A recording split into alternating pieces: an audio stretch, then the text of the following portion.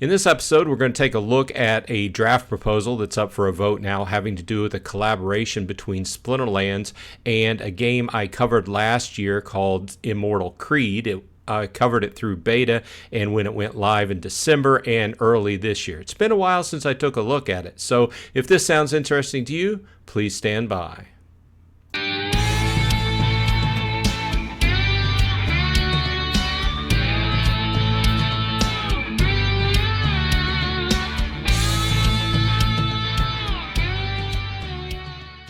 Hey, all you Splinterheads and Outsiders, welcome back. This is Bronze Dragon saying, hey, thanks for dropping by. I appreciate your time. Well, it was getting late today, but I saw that this pre-proposal popped up, and it had to do with the game I was interested in, so I figured I'd jump on here and make a short news segment on it. Okay, so let's go ahead. It's under the draft proposal section, so it's up for a vote right now. Let's take a look at it. I'm going to read it through. It's not that long, just to make sure I get the terminology correct, and then we will jump in. If you're not familiar with the game, we can take a look at, I'll log into my account and we'll play through a match. At the end of this, if this piques your interest and you want to log in and take a look at the game, please use my referral code. I'll leave it in the show notes.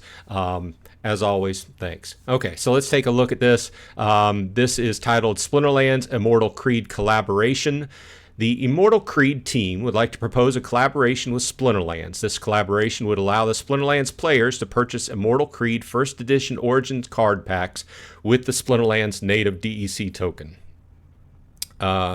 This collaboration would be mutually beneficial, as it would give the Splinterlands players exposure to another Hive-based Web3 game using the DEC currency at its peg value of 0.001, and all DEC spent during the sale would be burned. Okay, right there I want to stop.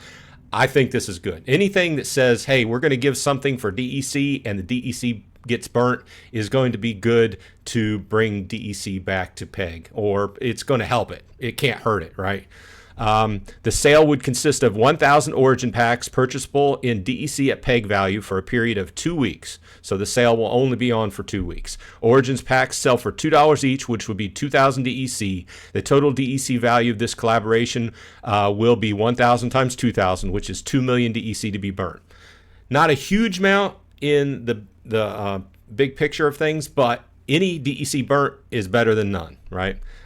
This would also give a small discount to the purchasers, as DEC is currently below peg at the time of this writing. So once again, back to, if DEC is below peg and they're taking it a peg, then we can get packs for, below the going price. So these packs can immediately be opened and cards used in play in Immortal Creed. However, a Creed mark, the equivalent of the spellbook in Splinterlands, is required to enter to earn in the game. Players may get a Creed mark by purchasing $4 of credits in the Immortal Creed game. Those 400 credits can then be used to purchase 2 packs. So you spend $4 in game, you buy 2 packs, and then you can earn off of the game, basically. As Immortal Creed is a newer game on the Hive network, this promotional sale would establish a relationship between Splinterlands and Immortal Creed for further collaborations in the future. It would also give Splinterlands players exposure to another Hive game on the Hive blockchain. Okay, and then they talk about Immortal Creed. Now, let's go ahead and jump over to Immortal Creed. And once again, I will leave my link in the show notes if you're interested in trying it out. It is an auto battler, and I have made videos on this, especially when it went live. They have made a lot of headway since it went live in December.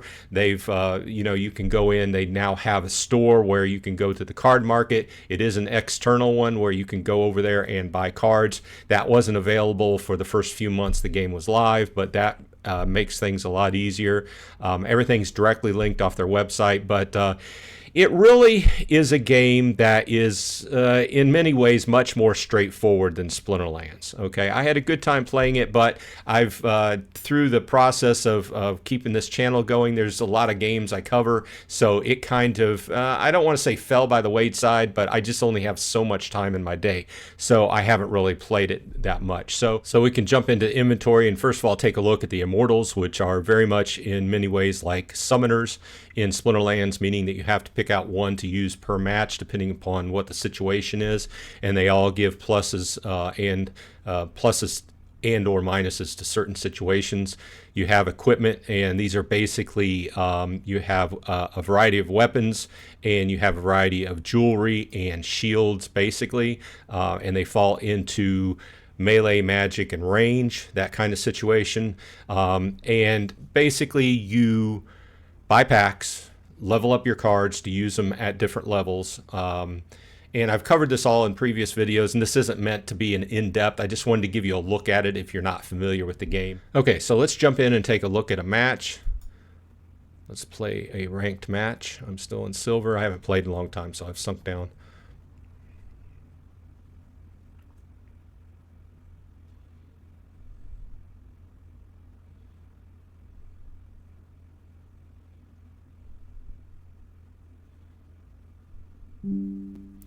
Okay, let's go ahead and enter match. First thing we're going to do, we see our location is a training grounds, and the rule set is only common or rare cards allowed. So I think, and I'm looking up here to the right, and I see this player used, he last used a mixture of everything, basically, of range, magic, and melee. So I'm going to go in with plus melee. This guy gives plus to melee. So we will go in with that, and we will go in with some melee weapons. Let's see here. I'm going to go in with bronze axe, iron sword, and I'm going to throw an iron striker in there just for a little range. I'm not going to get a bonus for that, but it is fast. The range in this game is quick. So we're going to back that up with another range weapon. So the difference here is some of the weapons take up one card slot because they're faster. Some of the weapons take up two card slots because they're slower, but they usually hit harder. Okay, let's see here. I'm on the left. It's going to show the exchange each round, what's happening.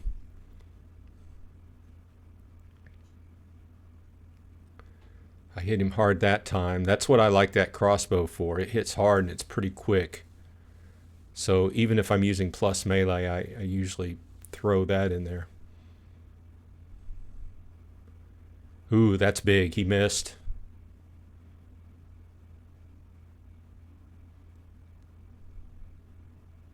Oh, that's tough. I missed. I'm still up. I'm still up. He missed there.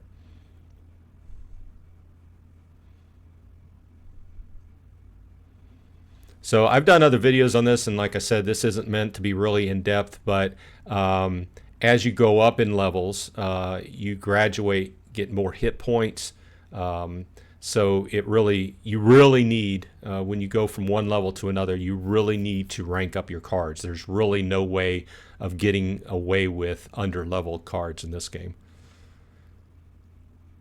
So I ended up winning, and the token in the game is Valor. The main token here that you earn. So I won 18 Valor. So the Valor token does exist on the Hive network. So you can trade it on Hive Engine, buy, sell, trade it. You can come into the game and you can buy the packs, and you can buy it with either credits, which you buy with PayPal or cash or whatever, or you can buy them with Valor. So what I do is I usually play. You can buy it with 200 Valor and just buy a pack. You play until you get 200 Valor, buy a pack. Or you can just go in and buy a few packs, and if you do, then you get a bonus, depending, just like in a lot of cases in Splinterlands.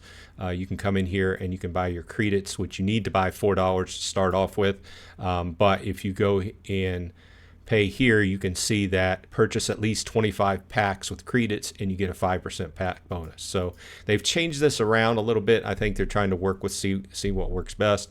Obviously you have your game wallet and your Hive wallet exist under this tab. In the Forge they have mechanisms, basically burn mechanisms to increase the level of cards. I'm not going to get into this. They do run in seasons, very much like other games we play, and you can see that they keep track of this. You can earn for your first 10 wins of the day, and after that you can still play, but you just don't earn past that. That's their mechanism of cutting off. So there's a lot to the game. I just wanted to jump in and show you that since we were talking about it. In this case, there's really no work on the Splinterlands team. I think this is just a win-win as far as Splinterlands goes and the DEC token. Immortal Creed, it just seems the team is putting up some packs to get some marketing going, to get some people into the game. Go in and check it out and see if you like it. So I think it's a win-win. I don't see anything against it. It can only just help DEC, and maybe if you want to try out a new game, you could try out Immortal Creed. With that said, this has been Bronze Dragon. I hope everyone on your side is happy and healthy, and I will see you in Immortal Creed.